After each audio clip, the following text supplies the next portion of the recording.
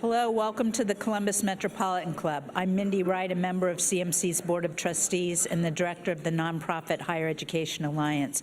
Welcome, everybody. Happy to see you here today. Today's forum, Affordable Housing is Complicated, is sponsored by National Church Residences, Ohio Capital Corporation for Housing, Community Shelter Board, and Columbus Business First. Each of our sponsors and partners are represented here by many friends and associates. Won't you please help me thank them?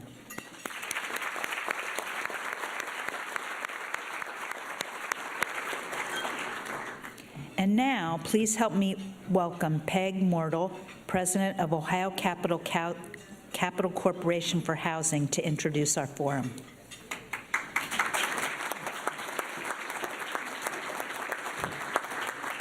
Thanks, Mindy. Ohio Capital Corporation for Housing is proud to support the Columbus Metropolitan Club and its mission to engage community conversations on important topics. Affordable housing challenges are affecting the growth and vitality of the metro area, and if affordability is a key selling point for Columbus, how can we make this a reality for current and future residents? Our panelists offer some creative solutions, works in progress, and potential policy adjustments to address the issues. Let's explore them. Save your questions, and please welcome our speakers. CEO of Moody Nolan, Curt Moody. Director of the Department of Development, City of Columbus, Schoeny.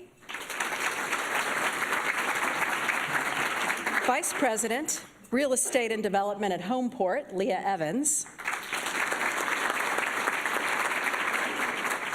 And our host, whom I listen to on a very regular basis for the last several years, a journalist at the Ohio Statehouse News Bureau, Chow. Andy, it's all yours. All right, thank you. Well, good afternoon, everybody. As you know, we're talking about housing affordability in Columbus, and I was actually born and raised here in Central Ohio in the Columbus area. And if you've been around for the past couple of decades, you've probably noticed Columbus is changing. The population is growing. In fact, in Forbes magazine last year, it said that Columbus is the only large northern city to see a population growth of more than 10% from 2010 to 2017. Neighborhoods are seeing economic development. You probably have noticed the Short North has completely transformed, and we're seeing the same transformation in the Brewery District, in Franklinton, Old Town East. You're seeing these large residential areas pop up. I was telling the panel here I needed to get away from work for a little bit this morning to kind of put the finishing touches on today's forum, so I went to the Roosevelt Coffee Shop along Long Street, and if you're familiar with that area, all sorts of new developments are popping up. Across the street from me was this large residential building, and then more buildings are being built down the road. So we're seeing a lot of changes. We're seeing a lot of population growth. We're seeing a lot more people come here, more jobs coming here, and then large residential areas popping up. But what does this all mean for Columbus's future and for our conversation today, the city's housing affordability? Yes, there are more jobs and more people coming, but a report from the Building Industry Association of Central Ohio says the population growth is outpacing the amount of residential builds, and the housing prices are exceeding the growth of household incomes. I was just telling the table here that I bought a house last year and learned firsthand what the housing market is like and what it means to try to look for a house in Bexley compared to Reynoldsburg, compared to Canal Winchester, which is where I eventually ended up in. So let's get started by sending this topic to the panel of experts. I want to go down the table here. First, Curt, I want to start with you, and then we'll just keep moving down. But I want you to introduce yourself and then talk briefly about how your office or company plays a role in the whole issue of affordable housing. Okay. Again, Curt Moody, CEO of Moody Nolan. We are an architectural firm that has our headquarters here, but we practice nationwide and have 12 other offices throughout the United States. Affordable housing is very, very important to us in each of the communities we work. And and some of this may be discussed today, what we found out, not just amongst our firm, but as an architect, we can design wonderful, beautiful houses. We can design houses that are economically constructed, but that's not the answer. It's people still can't afford the end product, no matter how thorough we've been with our design. So the solution has to be a combination of design and programs that offer new homeowners or potential homeowners ways to accomplish the end goal of buying a house. And we have some ideas that hopefully we'll discuss here today. Thank you, Andy. So I'm Leah. I work for Homeport. We are a 32-year-old nonprofit based here in Central Ohio. We own over 2,600 units and house over 6,200 people.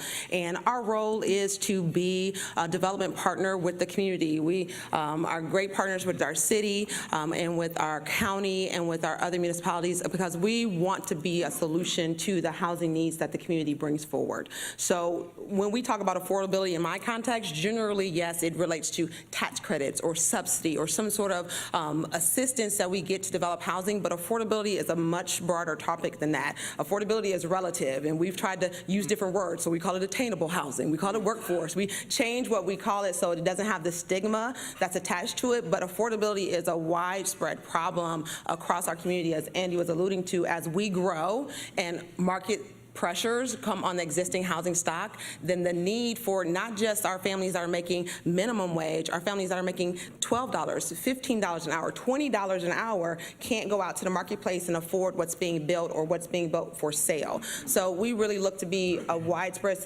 work with the community to address that on multiple levels, and it takes all of our partners. I look across this room and I see our partners from Huntington and the Trust and the Land Bank and the city, and it takes all of these voices at the table to come up with multiple solutions for the continuum of housing needs that our community has. So it's been our pleasure to be with communities, with residents, with neighbors, and with our partners in working on the solutions. Good afternoon. Excuse me. Good afternoon. I'm Steve Schoeny. I am the Development Director for the City of Columbus. So the Development Department works in housing in a couple different ways. We are the home to the city's housing division, so we work with developers like Homeport that are developing low-income housing to help them cover their financing gaps. We also have programs for low-income homeowners to help them keep their homes basically warm, safe, and dry. We have a lot of homeowners who have their homes who struggle with those issues. We do some work ourselves and contract with Homeport to help on that. We also are home to the city's land bank.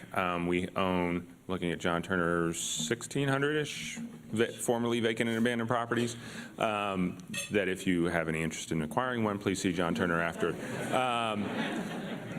or visit our website. We have a lot of play in that. We also are responsible for the city's planning division as well as the economic development division. So really we play in all aspects of housing. And that combination really is important because you cannot address housing issues unless you address their context in the entirety of the city and the region's economy. So to the title of this luncheon, it is complex. Like you said, Steve, it is complex, and so I want to go to Leah. You kind of touched on this a little earlier. What exactly are we talking about when we talk about affordable or attainable housing? What does it look like? Are they apartment complexes? Are they townhomes? Are they single structures? What are we talking about? It's all of that. So we are members of ULI, and if you've heard their study, they talk about the missing middle. So one of the things that is happening in our development industry is that we've skewed to the market demand for single-family attached garage houses, and we don't see as much of a development spectrum as it relates to people used to live in duplexes. There's a lot of them around the city. Ask John, he has some for sale maybe. You talk to him. So like people used to live in fourplexes, and they used to live in different styles of housing, but we moved away from that. And I think that's one of the things Mr. Moody will talk about is the style of house and the opportunity for diversity of housing types also speaks to affordability. So what I would pay for a single-family detached house with a garage is not what I'm going to pay for a row house or what I'm going to pay for a duplex. And so that speaks to affordability as well. We usually talk about it in terms of income and targeting what someone can afford based on their income, which is really important work and valuable to this conversation, but that conversation is much broader as it relates to what we're building, how we're building it, and then how does that impact the affordability in the community. And it gets back to our partnerships with the communities and our regulatory environment that we're in. When Andy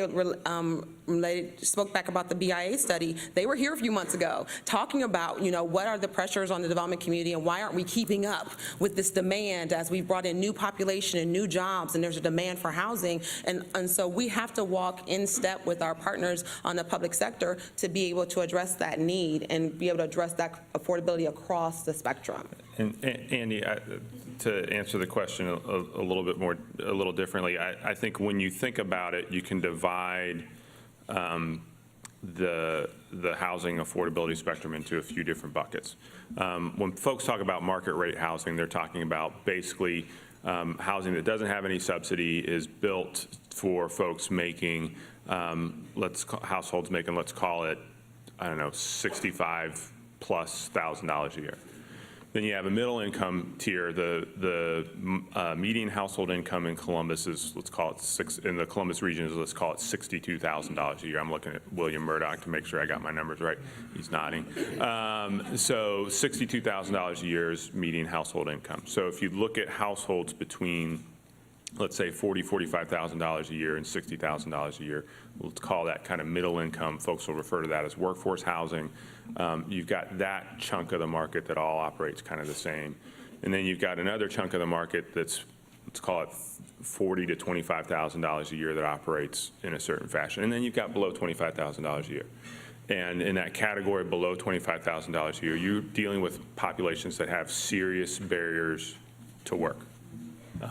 Serious challenges for a variety of reasons. That's a whole nother luncheon to talk about those reasons. Yes. But that's kind of how, as we roughly, without using the dreaded term of percentage of area median income, that's how we kind of think about it in buckets. Curt, when you develop affordable housing, who are the clients you're working with? They're very broad, and as you heard from Leah, I mean, they're the age groups and also the income levels are what Steve had indicated. But I do want to address kind of a forgotten group, and that has to do. There are individuals that are in a state that will never have a house they can afford in their lifetime. There are individuals, and we were concentrating on the Linden area, for instance, and the income average is less than $30,000 a year. So how do they get a mortgage and buy a house? So let's say we do a house that's very inexpensive, and we build a house, and just going to say, because Homeport has a house on the market for $120,000, and you say, so, but it costs about $180, $190 to build. So you have 120 that in the market, but then you're still saying a person with $30,000 a year income is supposed to be able to get a mortgage, and there's no bank that's going to loan that person those funds. So there has to be offsetting costs. There has to be ways to fund it, and there are those that say, well, maybe they don't deserve funding. Well, I happen to take a different approach. So we developed a plan, we call it the Legacy Project, and the Legacy House, that we said there are individuals that never will get a house, but we can give them one. And so, matter of fact, we had a lot of contributors in this room, Ohio Housing Corporation, Capital Corporation, CMHA, others kind of helped, and to provide a family who otherwise could not afford to get a home. And we said, let's take one step at a time. But as Leah knows, we're talking to Homeport because they do a wonderful job in the community, and what they do in their programs that they teach families how to manage a home, how to take care of a home, all of that has to be part of it. So we can't look at affordability as giving a low-cost number and that's the end of it. It's got to be all those other things that come in, and then we got to take into account that there are those at the lower end of the average that we can provide some housing for them too, but we've got to be more creative than just designing a low-cost house. It's got to be a program. So how do you do that? What steps do you take? How do we remedy the situation? One step at a time, and everyone in this room, quite frankly, can have an impact. We were talking the other day, and we've kind of developed a new approach of let's not make any more excuses. We can all make excuses why we don't do something. So the idea is do what you can, when you can, with what you got, while you've got it. So let's just take that. Let's take what each of us brings and find out how we can leverage that to help someone else. We purposely didn't want to know who the family was going to receive the home so that we weren't thinking we're going to benefit from what they could do for us. We just said, let's and a group like this help do that. And I'm sorry, go ahead. We can do more of that. And that end is going to bring up the other end because we got to get the income, we've got to get the value because net worth is important. So somebody who has zero now has net worth. That builds assets and that helps. Can you give me any specific examples of how maybe companies or somebody from the private sector can help in any way? Absolutely. Right now, Steve knows that as they're looking at the Linden plan, that it can't be done by one agency. The city itself, it can't be the only partner. It has to be private sector. So we've got to leverage private sector, providing some dollars, and public sector. I'll give you just a quick analysis. Let's say we were doing the most affordable house we possibly can, and it's a 3-bedroom house, and all cost involved is $150,000. Well, the only way for someone at a lower income to afford it is to make it attractive for someone, first of all, to want it. So let's say we have a what's called an opportunity affordability fund that offsets, I'm going to say 50% of that cost. Well, you go into the Linden area, and some of the highest praised homes are $60,000. So personally, I'm not buying a $120,000 house next to a 60. But if they've been provided a house that is costing them 75, that's a risk worth taking. Now, they can, at 75, better able to finance that with the help of groups like Homeport than they are if it is 150. So if the private sector is putting a fund together with the city's fund, and there's a matching 50-50 fund, affordability fund, then you can write down the cost of the house, and you don't expect developers out of the goodness of their heart just to build for free. That's why I'm saying the model has to be incentive-driven where others are going to come in and do this because they can make it work financially. And that's part of, I think, what we have to be looking at. And so, Steve, go ahead, Leah. I was going to make a point that I think Mr. Moody is also speaking to why is that important. So why would the private sector want to participate and be involved in this? Affordable housing relates to jobs and transportation. So for every one job we're creating, which we get very excited about job creation and bringing new investment to our community, and for every job we create, there's a commute and there's a person in a household. So how do we connect the growth that we're experiencing with the housing needs? As Steve was saying, how his department kind of, all those things kind of funnel up through his department.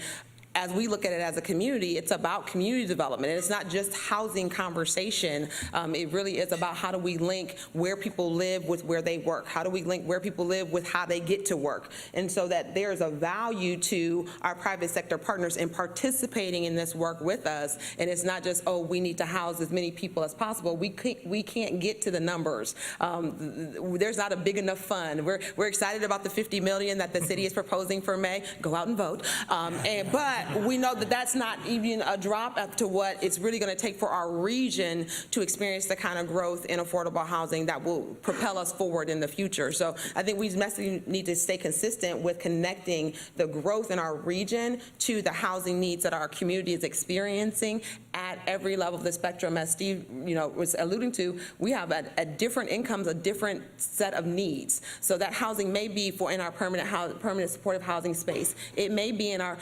subsidized rent space. It may be in just a market alternative space for those that are at the higher end of the spectrum, but we have to connect that back to why that matters to a person who maybe has never experienced this. If you've never experienced having to be on a 2-year wait list, which is what we have at most of our properties, just to be able to get a rent that's still $700 a month for a 2-bedroom apartment, then that reality and that need isn't connected to you. And so I think we can do a better job of making sure that conversation takes a much broader view of the needs. Steve, you want to jump in? Yeah, I was just going to warn you, you're about to lose complete control of the panel.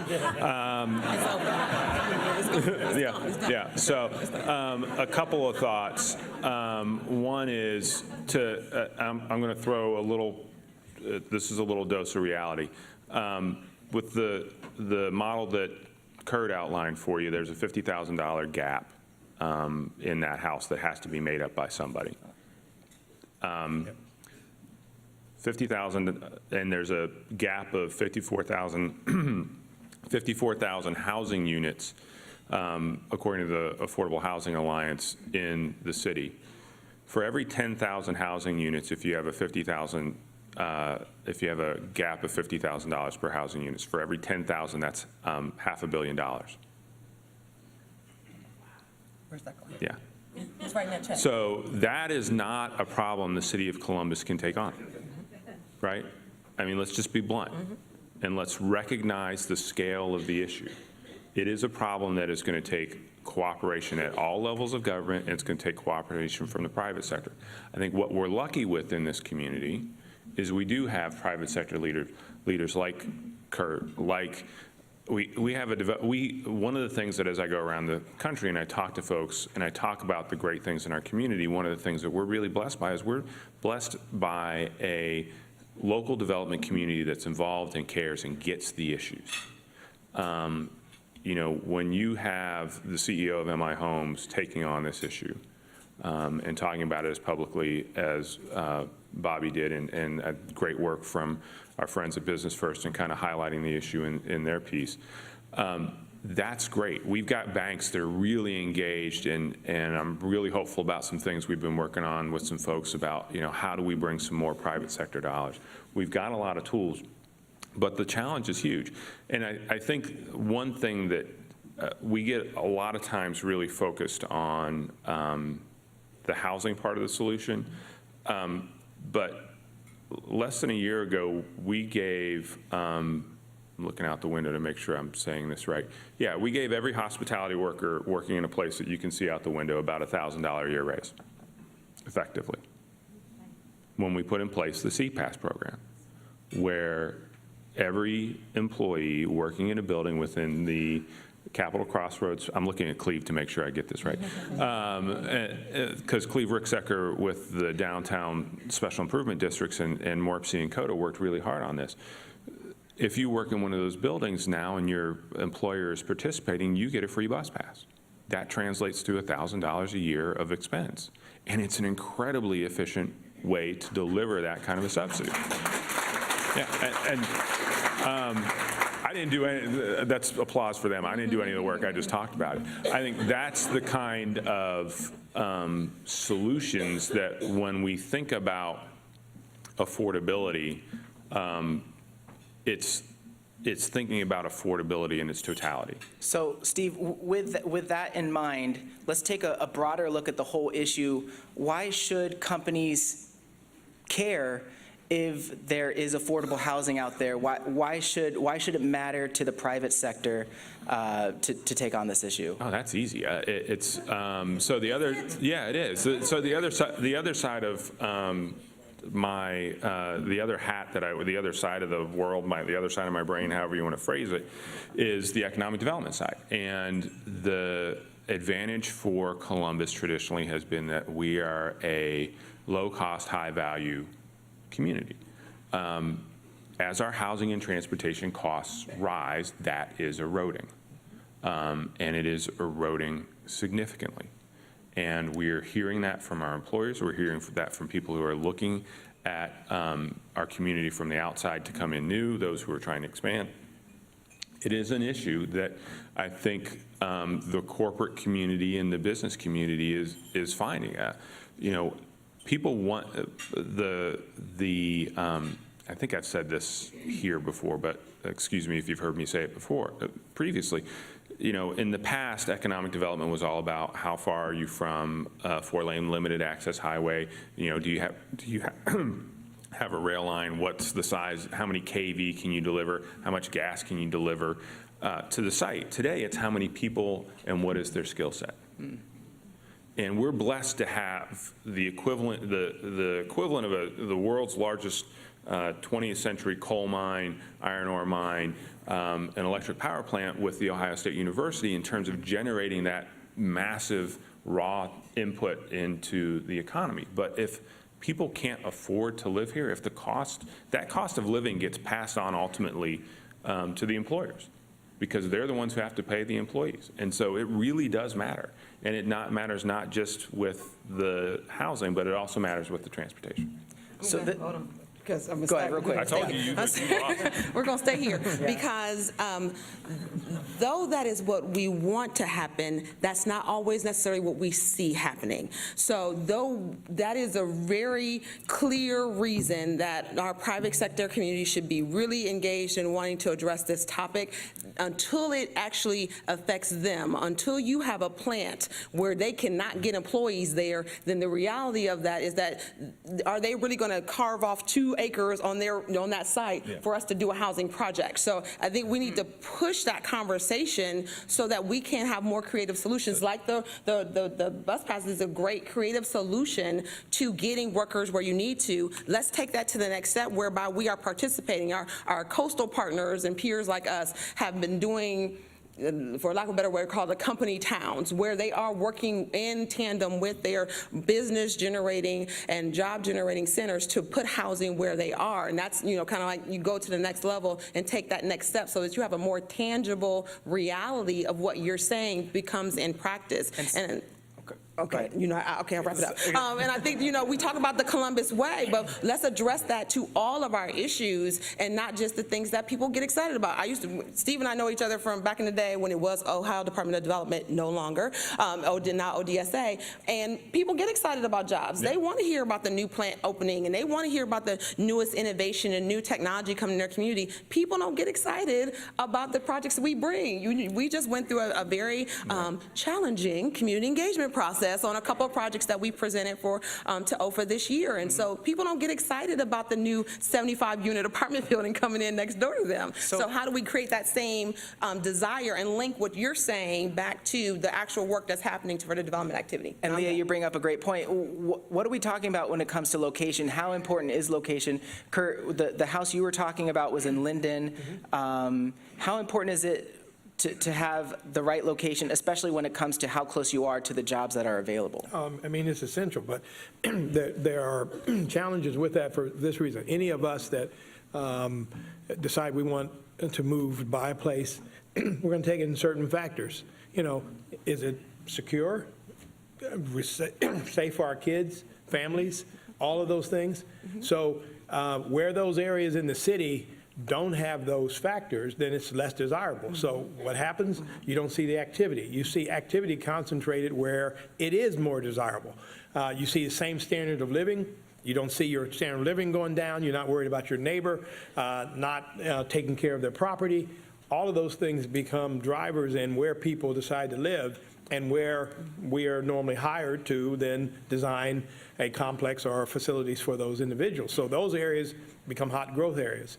The problem is that means we're leaving gaps in neighborhoods where we're not taking care of those issues so that they can become a desirable neighborhood as well. So we need to address that. And it can't be strictly just a lot of planning. One thing we do more in this city than most is we do a lot of plans and get people excited, and then we're on to the next set of plans. I mean, we like the plans. Like, that's the thing. the issue is implement. You have to do something. So we need to, every time we do a plan, there ought to be an outcome of, we're going to plan, and at the end of this, we're going to do X, and something gets done versus it strictly being a plan. So that's part of what we need to do. So how do we do this? So hold on. So Curt, is this the right time to ask you for money to help us help with the housing plan that we're getting ready to do? So I'll be following up with you later. Thank you very much.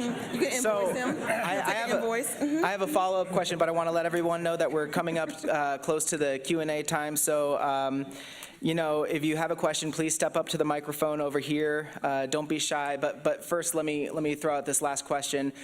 First with Steve, but then to everyone. So what we're talking about here is there are good things happening in Columbus. We're able to attract jobs here. Companies are coming here. There's economic development in these different neighborhoods. So how do you encourage economic development without the resulting displacement, without creating a housing market prices to go up? First Steve.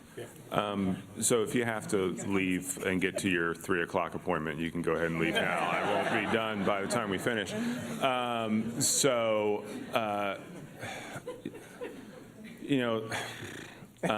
was too worried about the joke than the answer. So no, because the answer is too darn hard. It's complicated. I think that's the title. Yep. So there's a couple thoughts. One is neighborhoods that offer transportation choice are those neighborhoods that are going to see the most development pressure. That's fundamentally something that we've seen. People don't want to be told that they have to drive their car. They don't want to be told that they have to take the bus. They don't want to be told that they have to do anything. They want to be able to decide that if it's a decent day out, I'm going to ride my bike or grab a scooter or grab the bus. Or if they've got to deal with something in life, they want to have the choice of having a car. That's what we're seeing. So those are the neighborhoods where if you look at it and you think about where are the neighborhoods that we're seeing this quote-unquote gentrification pressure, those are the neighborhoods where you're seeing it. I think what we've learned from the short north is you have to start with affordability even if it doesn't feel like you have to yet. So when you look at what we're doing in Franklinton, everything that we're doing now in Franklinton incorporates some level of affordability into it, and that was the neighborhood where we started testing out our workforce housing policies. That's where we kind of tested the theories that we've applied to our incentive programs now. And so you've got to start with that. And even in neighborhoods like Linden, where we have a lot of I love this euphemism, naturally occurring affordable housing. I have a lot of naturally occurring greenery in my lawn that may not be grass. Even in those neighborhoods where you have a lot of this naturally occurring affordable housing, you have to start with affordability, because if you don't start with it, then it gets so much more expensive to add later on. And that's part of the strategy. We're looking at creative things like the land trust, but the biggest thing we're doing is we've got a lot of potential new money coming into the system. We're looking at raising a lot of money, and we're going to be partnering with Morpsey to put together a strategy about what is the best way to spend the portfolio of money that we have currently, what's the additional kinds of money that we need to raise and how do we deploy that money. So we're going to be, William and I are meeting right after this to talk about how we get that scope of work out, and I'll be following up with Curt to see what his check is to help support that. And so we're doing that. We're working with the county land bank on the land trust, and we're constantly looking for new ideas about how do we do this right. But it's, as I said earlier, the problem can overwhelm you if you let it. We can't let it because it's too important. And so we just have a couple minutes before we go to Q&A, so I'd love for both of you to jump in on this. Okay, I'll make it quick, as quick as possible. He said gentrification first, so I'm just going to take that and we can start this conversation that we didn't go there much with our commentary, but, and Andy and I talked, revitalization and gentrification are not synonymous. You may have one without the other, and that's when I think is the opportunity for us that, as Mr. Moody was alluding to, there are areas that we want to see investment driven into. We want to see new development activity. We want to see the market teams come in and grow those communities. But at the same time, we have to be tremendously aware and intentional about preserving the character and culture of our existing neighborhoods. And there is room in neighborhoods for new and for existing families to live side by side. Oh my. And what you brought and what I thought was amazing about the Legacy House is not just that they built a house and gave it to a deserving family. It was a unique design that pushed the envelope. So I'm from Cleveland Heights, the first ring suburb of Cleveland, and sometimes you walk around the neighborhood like, who let them build that? But that's diversity of neighborhoods, is that you make room for new things to come in, whether that's design, whether that's people, whether that's investment, and that's the opportunity that we have so that it's not a gentrification conversation. It's about where is there opportunity places. People can't just we can't move everybody to the places of opportunity. We have to create places of opportunity in every neighborhood so that when we're developing, I tell our development team, ask themselves, would I live here? Is this a place I would live? And what do we need to do to create those neighborhoods everywhere and to bring that revitalization on a wider spread basis? That's going to help us address affordable housing. That's going to be able to create naturally occurring affordable housing. Most people who live in affordable housing don't live with any one of us, CMHA or Homeport or any of our partners or Wallach or any of our partners. They live with a private landlord that charges a market-based rent that they can afford. And so how do we create that spectrum within our neighborhoods by protecting the people that live there through different programs? We can talk for ages about owner-occupied repairs and small business loans, and how do we do that with a tactical approach, but it takes that whole spectrum of participation from the community. Well, I'm going to echo what Leah said. We have to stop believing that gentrification is a bad word. Too many times you go to a community and it's predetermined that, oh, you're going to move us out. The truth of the matter is, if you concentrate on Linden, there's a loss of population that goes way back, and we're talking about filling in where there's been losses. That everybody that lives there can stay there. You can stay in the house or buy a new one in the same neighborhood. It's not talking about moving someone out, or it is absolutely, we're talking about adding to. And it's nice to know that you add to, and that the neighborhood, by people coming in that bring other talents and other gifts, that they're going to add to strengthening that neighborhood. And by the way, they're going to come in and they want the neighborhood safe. So they're going to help do things that needs to be done that isn't being done if there's vacant properties distributed down the street that draw other kinds of activities that are not desired. So one of the plans that we all should be considering is how do we attract and retain? And I'm in agreement with Leah. We can do both. We can attract and retain, and we just have to have that as a goal, and then we have to work toward it. Great. All right, well, it's CMC's tradition to take audience questions, so please state your name and ask your question, but please avoid editorial comments. And remember, questions end with a question mark. So let's get started with the first question, please. I'm Judy Box. I live in Franklinton. I've owned a lot of rental property in Franklinton, and my husband and I are the crazy couple who just built the second privately funded new house in Franklinton. My question has to do with schools. None of you mentioned the word school. When Mr. Moody was talking about where people people choose to live. A big part of that conversation is school. I'm not aware of any other country in the world that segregates people based on school district. Everybody else does their school districts by state, and then if you can afford private school, do, but very few do because the schools are better on average, blah, blah. School's also important for development, for jobs, for training, et cetera. I just have a question where you think schools can fit into this grand plan.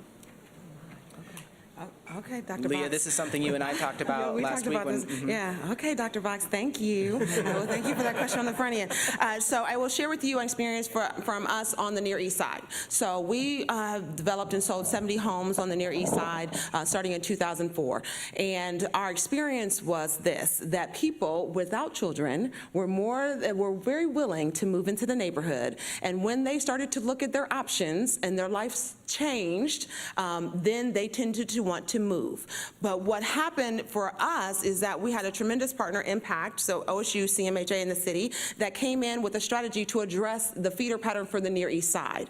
And so what we saw with our residents who had bought homes from us was that they saw that they had an option, a local option, and did not feel the same pressure that they initially expressed to move. So the conversation changed when that engagement with the school and the feeder pattern changed that school opportunity. So it did get to quality. So Dr. Bosch, your point is very valid in that right now, yes, people may want to move into buying, particularly we're talking about buying, when people are buying a home, they can move into our urban neighborhoods, but when their life situation changes, whatever that ends up looking like, they then start to look at moving. And so part of this conversation about creating opportunity and creating in the revitalization strategy has to be a strategy to address schools, and what we've seen that be successful on the Near East Side.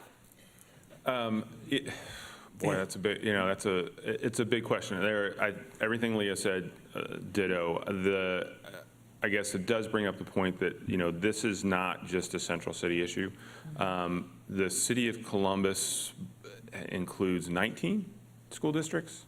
I'm looking at my table over there and hoping someone will not. It's 17, 19, something like that.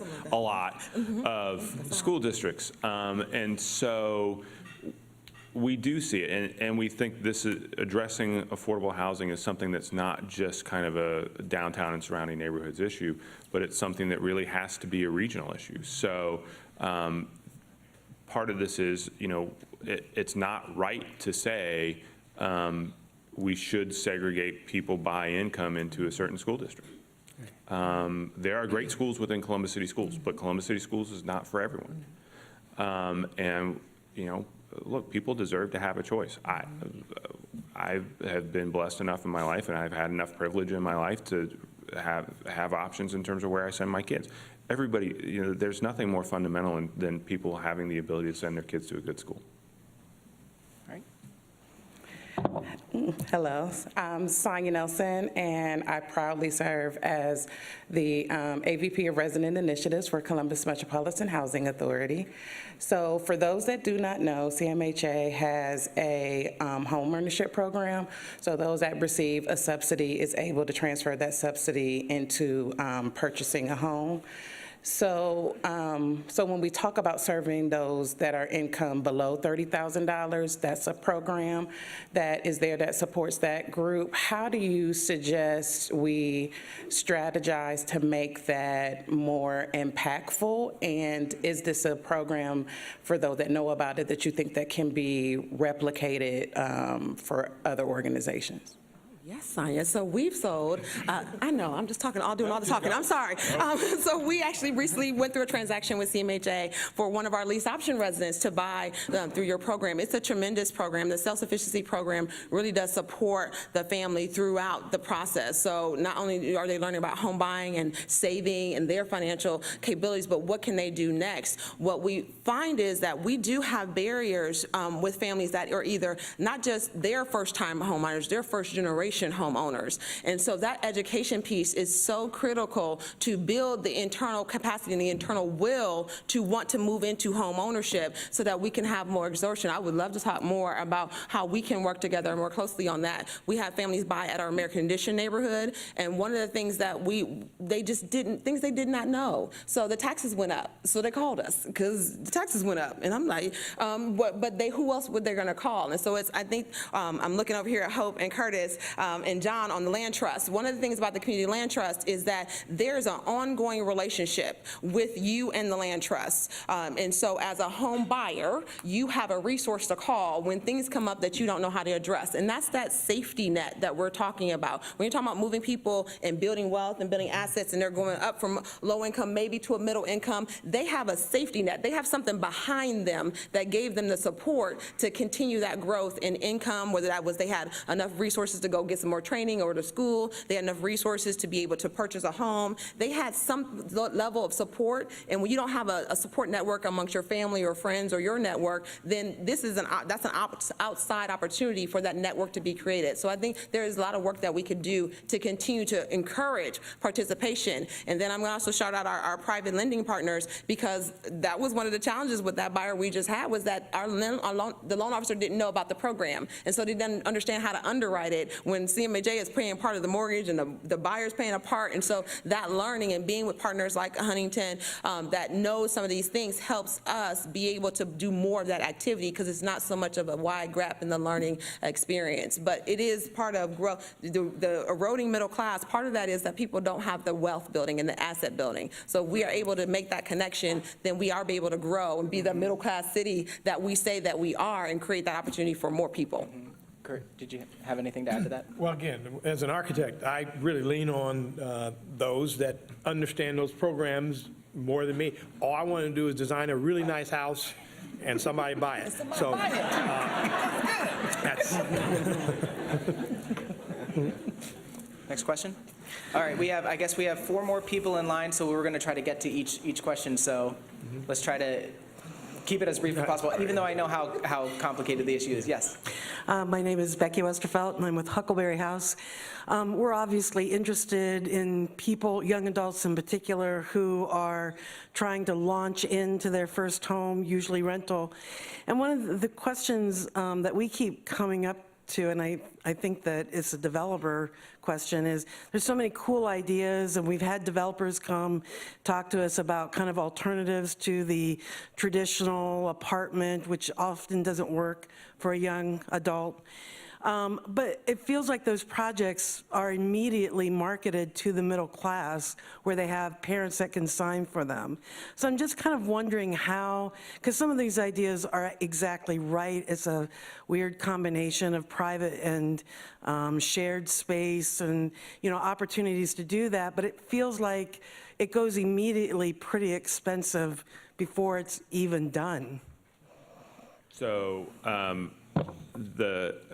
thanks for the question, and it's a challenge, and it takes a lot of creativity. I mean, we just announced late last month, a partnership that we're doing with Statehouse and with the Finance Fund to take what were 2 very problematic hotels at the base of the hill on the far west side of Franklinton and convert them into transitional housing for youth aging out of foster care. Huge shout out to the Finance Fund and their whole team there, in particular Doug Mormon, for basically seeing this opportunity and seizing on it. And there aren't enough of those opportunities to solve the problem, right? But we have to jump on them when they come. I do think one thing we haven't talked about, and I feel remiss that we haven't said, some of this is frankly just a supply and demand problem. Our market's growing, and that's great. I would much rather be in this situation than the situation they have in some towns up in Northeast Ohio. And this is a good problem to have. But some of the challenges, we just need to create more supply. So when developers come up with these new innovative solutions that may get at first marketed toward your typical early adopter populations that have more disposable income and have additional resources and some ability to adopt these things, that's a good thing to encourage those to come along, because when it proves out at a certain level on the market, it's more likely then to come and filter into other opportunities. So I see promise in some of those options, and really that's kind of a similar model. I keep looking back there because Andy Swery from the Finance Fund sitting back in the corner. The project in Franklinton is going to kind of follow some of those models, and it's a good example of how what's happening at a certain level in the private sector can then get adopted, and the for-profit sector can then get adopted in the not-for-profit sector. Okay, and then Real quick, I'll make it real quick. Okay. But one thing that Steve didn't point out is that that's what some of the work on the workforce housing funds that the city was putting forward was to, our city hasn't created inclusionary zoning, let's be clear, but they're using their resources and using their incentives, they're increasingly encouraging those for-profit projects that are more creative to include an affordability component to it, whereby you could integrate, because that's what we want, mixed income, we want to integrate our lower moderate income persons into those projects. So I think the opportunity for continued dialogue about when there is public funding and public support, what are the policy initiatives that go with that, could continue to integrate those creative solutions with the needs at the community level. So let's get to our next question. And I'm from Jewish Family Services. I'm a resident of Linden, and I'm really excited about the revitalization. I am concerned about gentrification. And what's going on in my neighborhood right now is that I rent, and there are several other doubles there that are for rent, and they just went up for sale. And they were all bought by the same person, my new landlord, and the rent's gone up already. And so I have to, when my lease is up, I have to move because I can't afford it. It's really hasn't been affordable for me anyways because it's not insulated. There's single pane windows. You know, the utility bills are outrageous. So I'm already priced out of that neighborhood. I don't want to move out.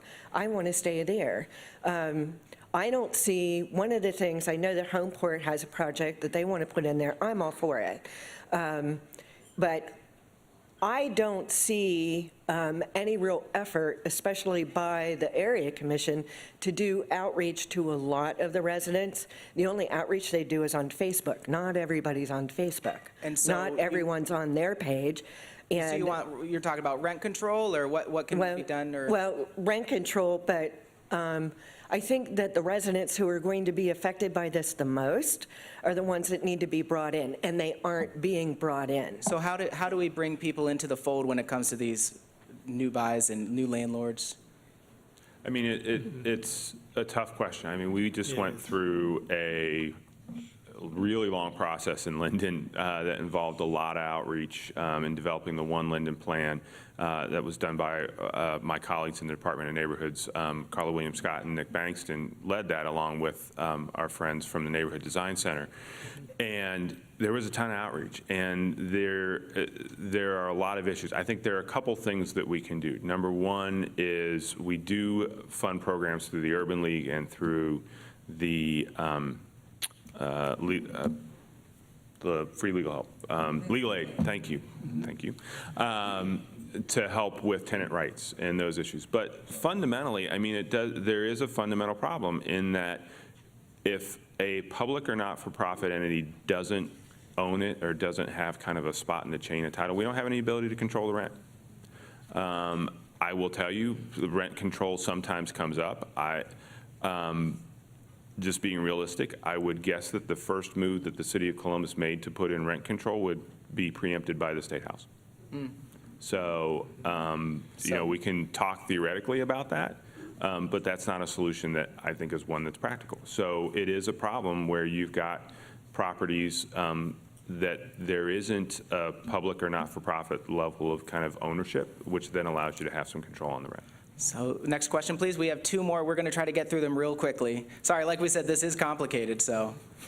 Thank you very much, and thank you for the panel today. I'm Amy Claben, project facilitator for Move to Prosper. So the comments have been very interesting. People of all income levels, what we have found, do want the opportunity to live where they want throughout the community. And it's very important that we're revitalizing some neighborhoods. We're not revitalizing every neighborhood. I know we can't do that at once.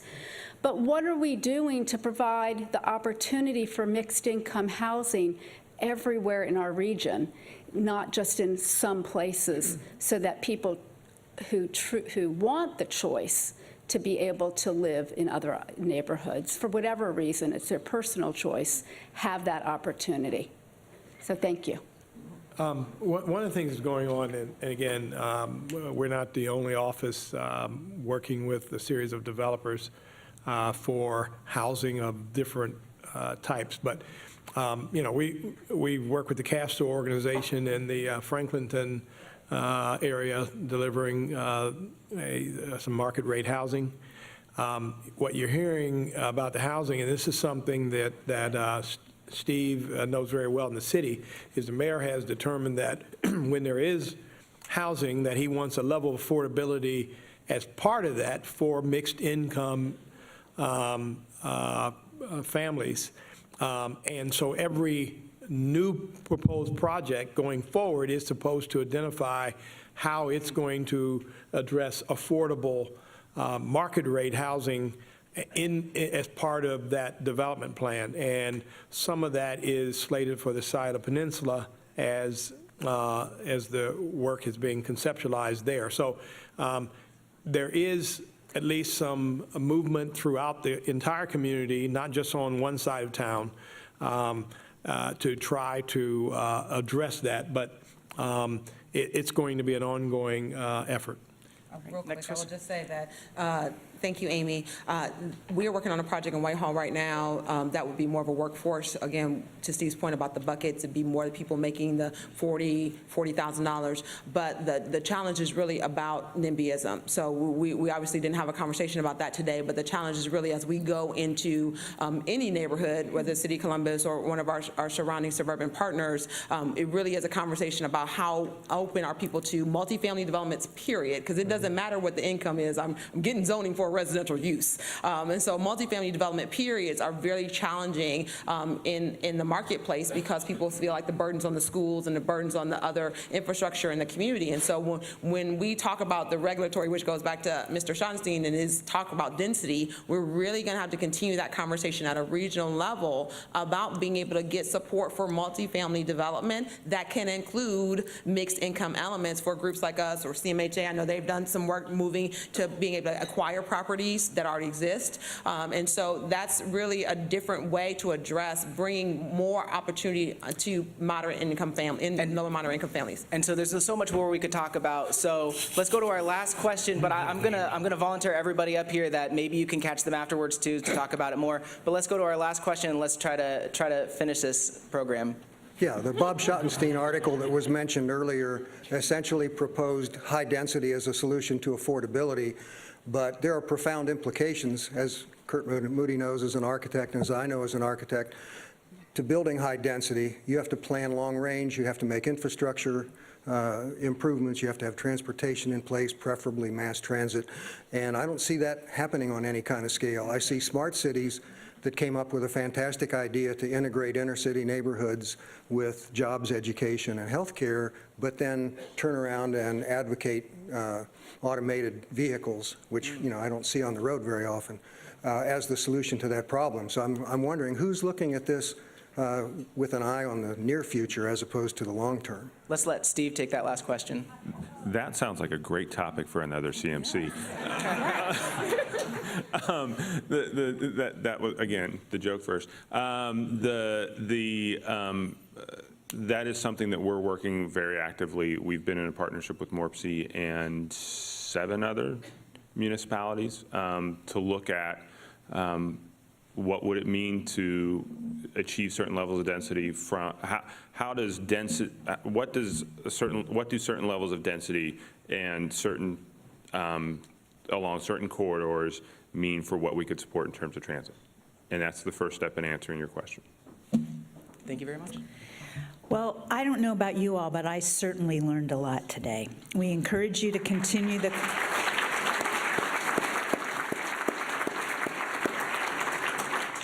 Let's thank our sponsors, National Church Residences, Ohio Capital Corporation for Housing, Community Shelter Board, and Columbus Business First.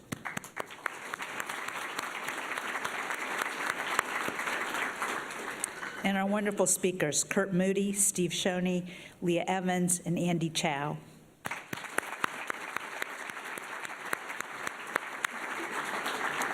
And thanks to all of you for being here. We look forward to seeing you next week.